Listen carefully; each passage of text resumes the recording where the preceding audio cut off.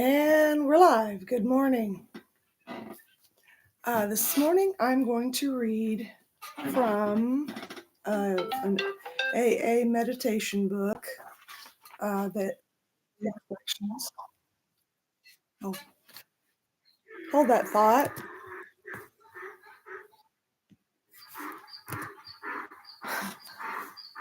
Good morning, Jack. Not Jack. That's what he was named. My donkey. That's what he was named when we, from the people that we got him from. But I renamed him Jet because it's cooler, I thought. Anyway. Okay. Pardon me. Yep, still a little disorganized, but I'm sure I will get there. Okay, so the book is Daily Reflections.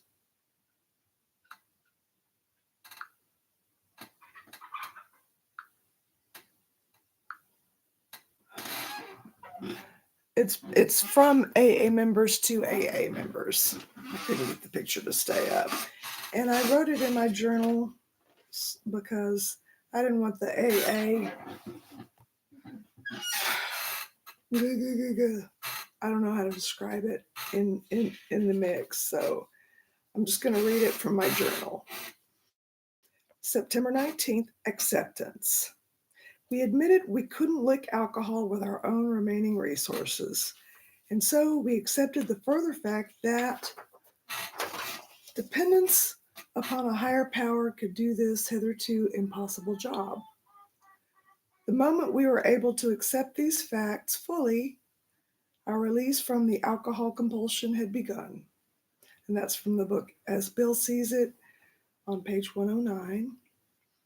Freedom came to me only with my acceptance that I could turn my will and my life over to the care of my higher power. Serenity seeped into the chaos of my life when I accepted that what I was going through was life and that God would help me through my difficulties and much more as well. Since then, God has helped me through all of my difficulties.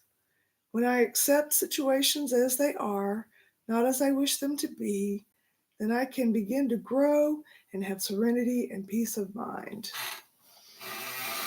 I did not get to have any discussions when I was in AA. I did AA for the first seven months of my sobriety, and then I switched over to church. And then I switched over to a cult, but that's on another video. That's on the Ground Zero.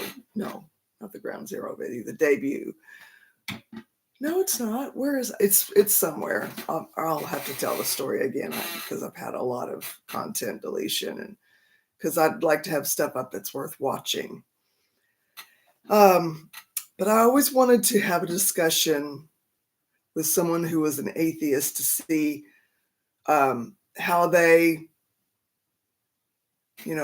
construct a higher power, because I'm fascinated by that. I personally never was in a place where there wasn't an awareness of God as far as my ability to be able to recall. I do have a lot of blackout parts of my childhood. So I don't know what was going on in those places, but when I can remember stuff, I do remember having a commune with, something. And I don't know if it was a collective consciousness but I always just knew it as God. And I also know that when I have had those moments of surrender, whether not just in my alcoholism, just anything, that I begin to get some clarity and start to form a direction in which to go. I've had a lot of challenges, a lot of issues, as we all have, and it's the kind of thing where we cannot do it alone. And sometimes the people that we're going to rely on frankly, they're going to fail us. That's why Tommy in the lifeboat says, have a five, have your five people that you can call if you're in that place where you could easily walk down to the corner store or to the corner, whichever the case may be. And so it doesn't say there's anybody here. So here's how it's going to work future-wise. If there is nobody here, I'm just going to close with what I opened the meeting with, or continue to talk if there's more on my heart. If there are people here, I'll stay here, and I'll stay as long as there's even one person who wants or needs to talk. I'm still working out the bugs with StreamYard, so I don't have the ability to bring people onto the screen live yet, but I'm working on it every single day. I also wanted to share that, I know what it was. It was in the Sunday brunch one, that it kind of the inspiration for starting these meetings. Yeah. And I don't remember what I wanted to say about that anyway, so I'm going to give it about maybe, okay. Well, someone was just texting me and saying they wanted to be here, so I'll wait a little bit more. But yeah, even in my early recovery, when I was going to the meetings, I was having a hard time with that whole, surrendering to myself, admitting to myself, to God, and to another human being that I was powerless against alcohol, because I wasn't entirely convinced. I went to rehab not of my own volition. However, over time, I began to hear things that sounded familiar, that sounded, familiar. That sounds an awful lot like something I kind of experienced. And through that process, I began to start to wake up, come out of the fog. It took some weeks. And eventually, while in a meeting, something that somebody said just kind of like, I got this, I guess you'd call it a download, like a waking vision type thing, but not that intense and not that, ooh, just, just a picture, you just walk into a room and you see something.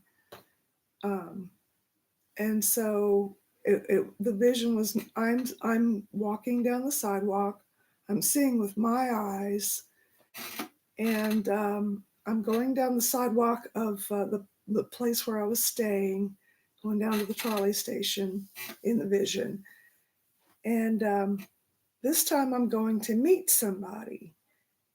They meet me. We exchange money for a little baggie. And the next thing I know, I'm smoking the contents, and I feel my life ebbing away from me. I feel it leaving me. And then I realize that the marijuana that I'm smoking is laced with something that's basically killing me.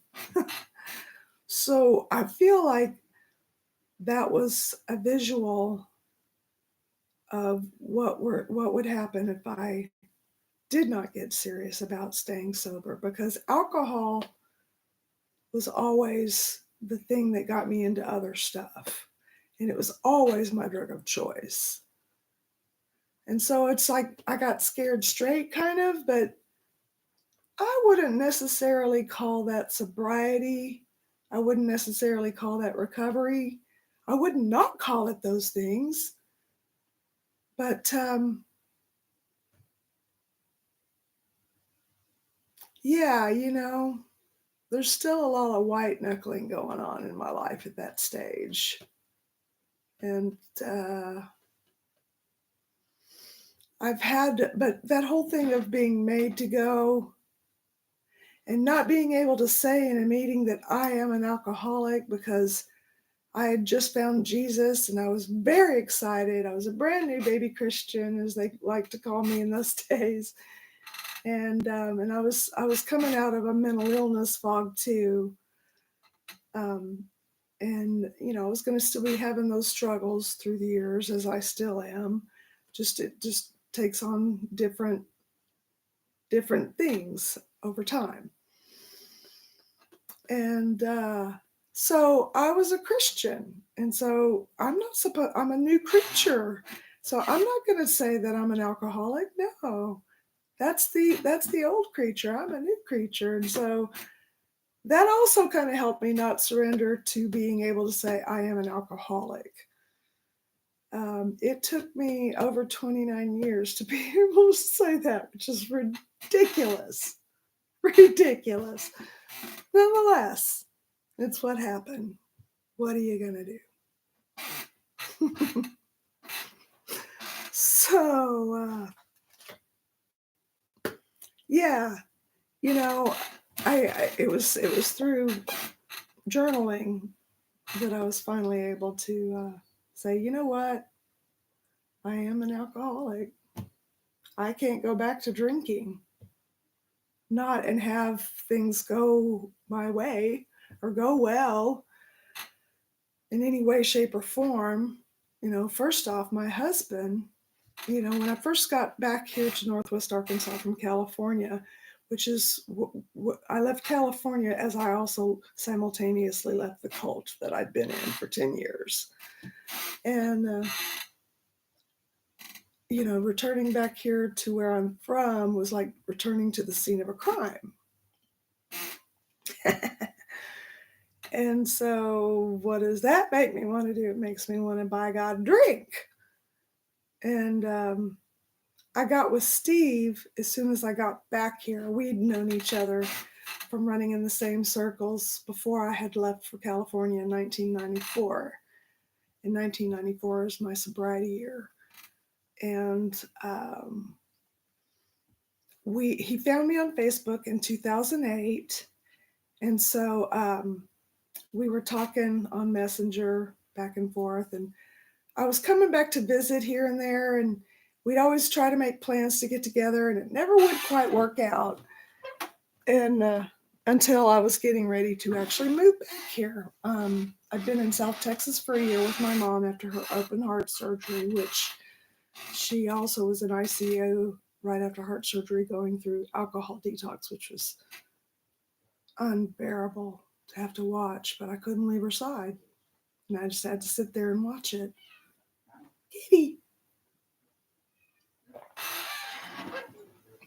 And where was I going with that? Do you tease my mom? Moving back here. Yeah, and wanting to drink.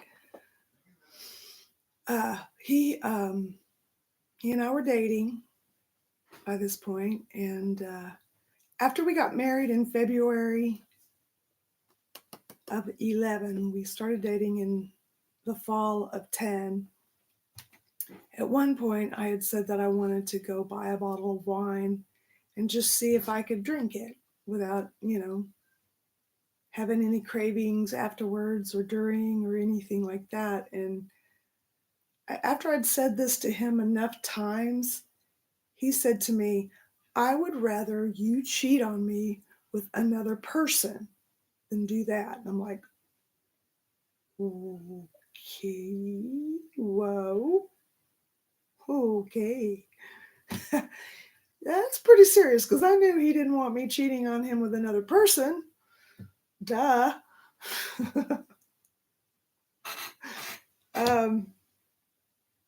So yeah, another of those situations where I'm getting scared straight, but I still can't admit to and feel a connection with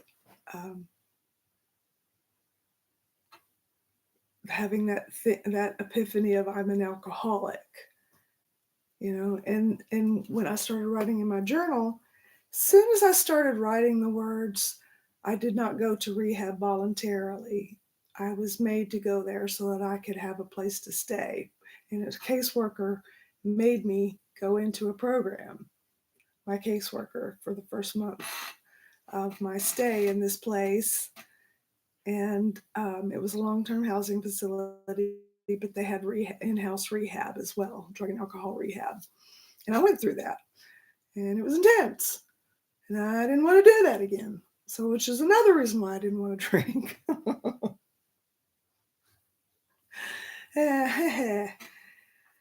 So, yeah, it was when I started writing that, I'm going, oh, that's where that's coming from.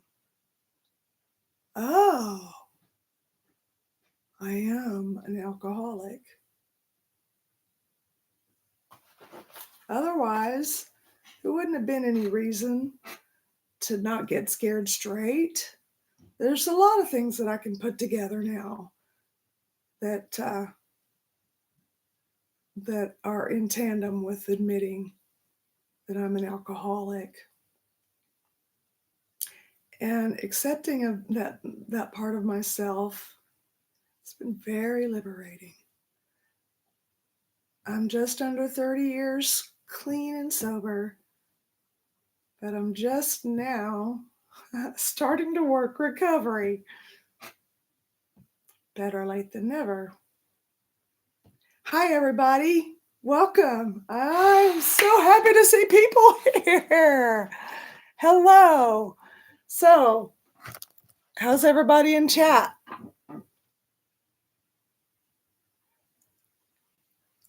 Zen Win AZ. Much love, Carol. Much love to you, Win. I'm so happy you're here. Thank you. I just wanted to pop in and say hello. I have an errand to run, but hopefully I'll catch one of your meetings soon. That's okay. It'll be posted on my page and it won't be erased, I promise, because it actually has content. So that was the main reason the other ones didn't make the cut. Pacifist, hello. Choppy internet here. Well, choppy internet sucks, and I'm sorry that you're having to deal with that. And Sarah, I hope that's you.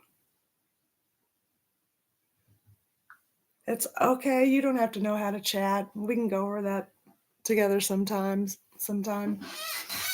But if you want to, see if I can help you find it. All right, let's go to YouTube, the YouTubes. Okay, and we'll go to my channel, your channel. All right, this is the live meeting. Okay. I'm going to click on the thing. Click on the actual broadcast. And I apologize for the double speak here. So if you tap right in this little chat bar, you can start typing. And I'm going to close this down because, boy, that's obnoxious. Sorry, you guys. There. Woo. Okay. Hope that helped.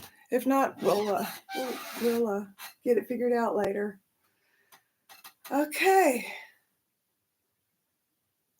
So I don't see anybody putting in any new chats. I'll wait a few more minutes to see if you want to do that, Sarah. I love you. It's good to see you. You see my son with his little neck brace popping through the window there.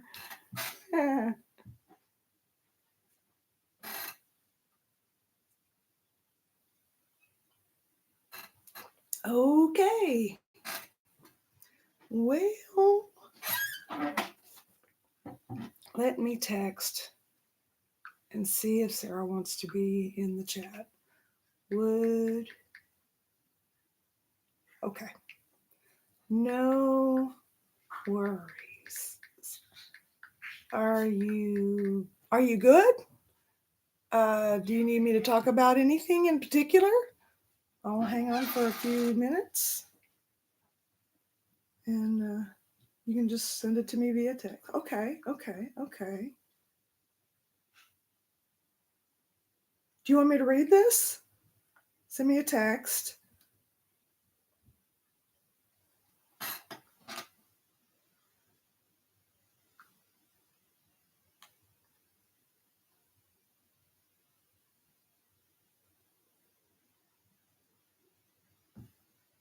Just waiting to see if you would like for me to read this. I'd love to if you want me to.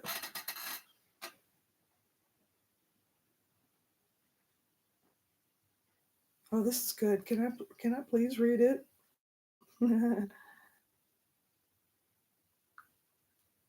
Okay, sure. Okay. All right, here we go. You are a wise woman, Sarah. Thoughts. It's not ridiculous. Society breeds shame around alcoholism. We're taught we're abnormal if we don't drink. Interesting that being born again